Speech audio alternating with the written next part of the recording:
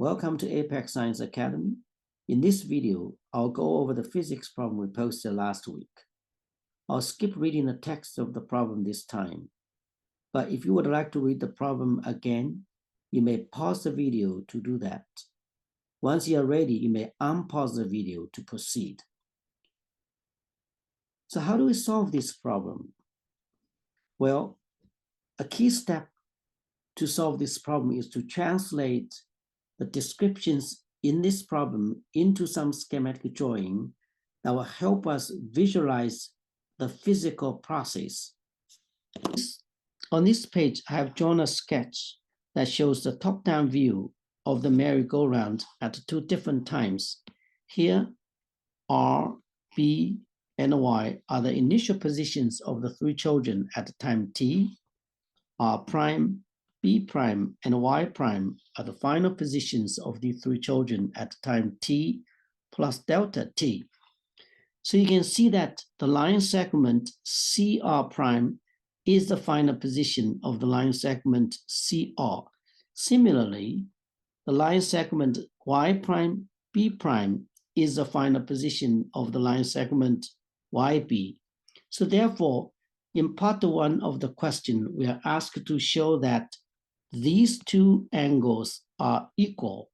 So let's write down that. We need to show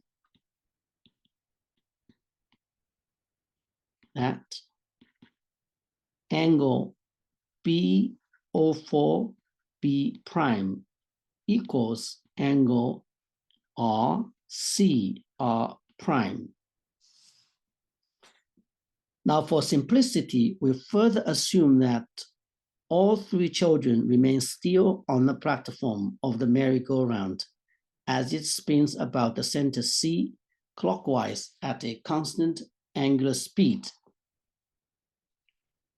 So we can then immediately conclude that triangle RBY and the triangle R prime, B prime, Y prime are congruent. Let's write down that conclusion. Triangle RBY is congruent to triangle R prime, B prime, Y prime. So let's label that as equation number 1.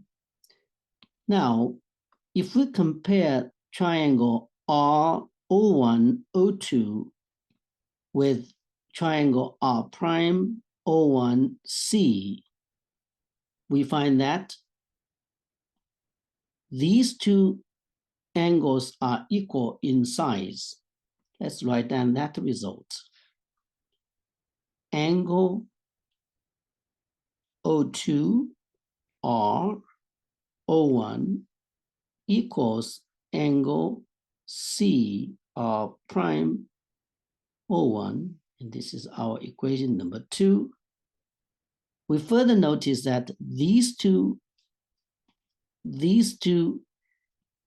angles are also equal because they are vertical angles. Let's write down that conclusion too. Angle O2 O1 R equals angle C O1 R prime. So we're going to label that as our equation number 3.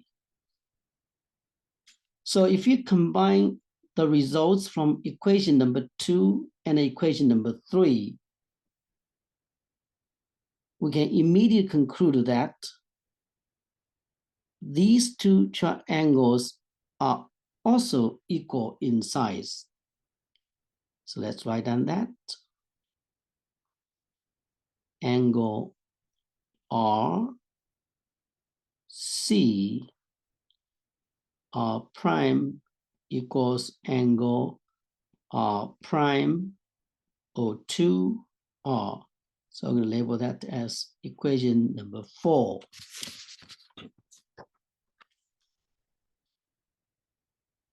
So similarly, we can show that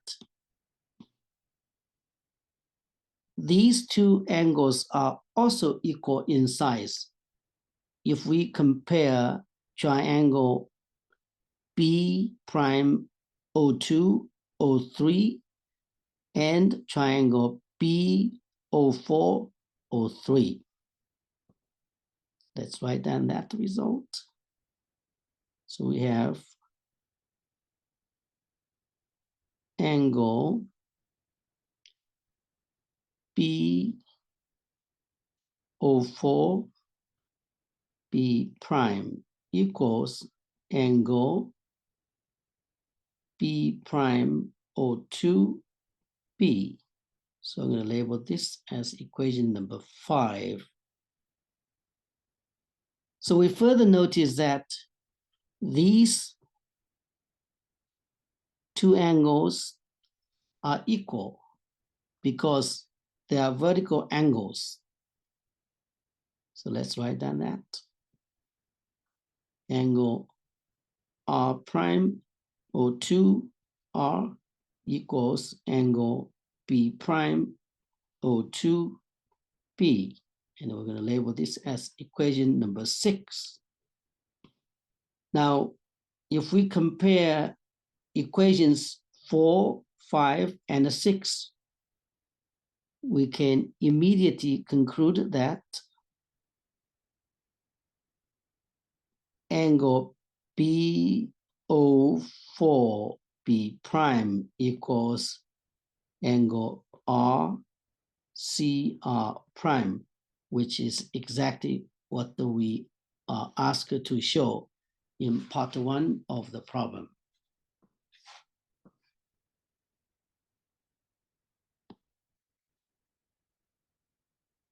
Now let's look at part 2 of this problem.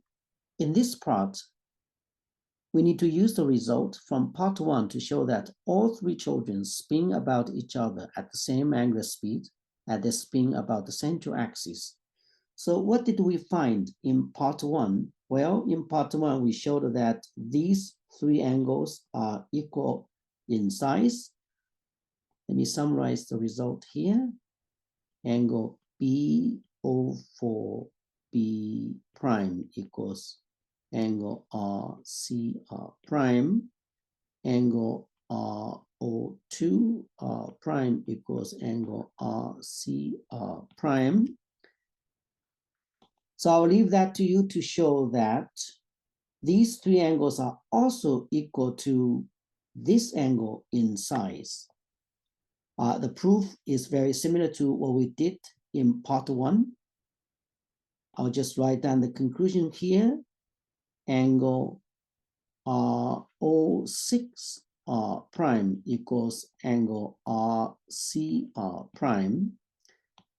Let me remind you that these angle BO4 B prime is an angle formed between the initial and the final positions of the line segment BY.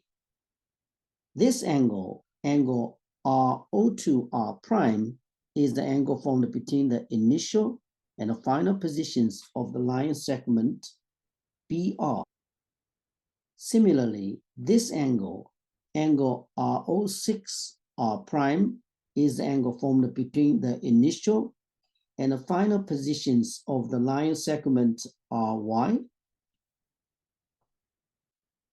Since the merry-go-round spins at a constant angular speed clockwise, and the time interval is delta t, all 3 angles should have the same size, which is omega delta t. Now, delta t is an arbitrary interval. We then can conclude that to a bystander on the playground, all 3 children are rotating about each other with the same angular speed omega, which is the same angular speed that child R rotates about the center of the merry-go-round. It is also not very difficult to see that both children B and Y are also rotating about the center of the merry-go-round. at the same angular speed as child R.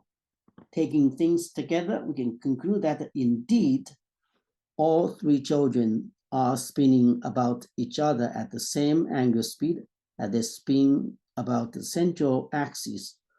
What I need to emphasize is that this is the conclusion drawn by the bystander on the playground. So that will conclude this week's physics problem. I hope you enjoyed this problem. Bye-bye.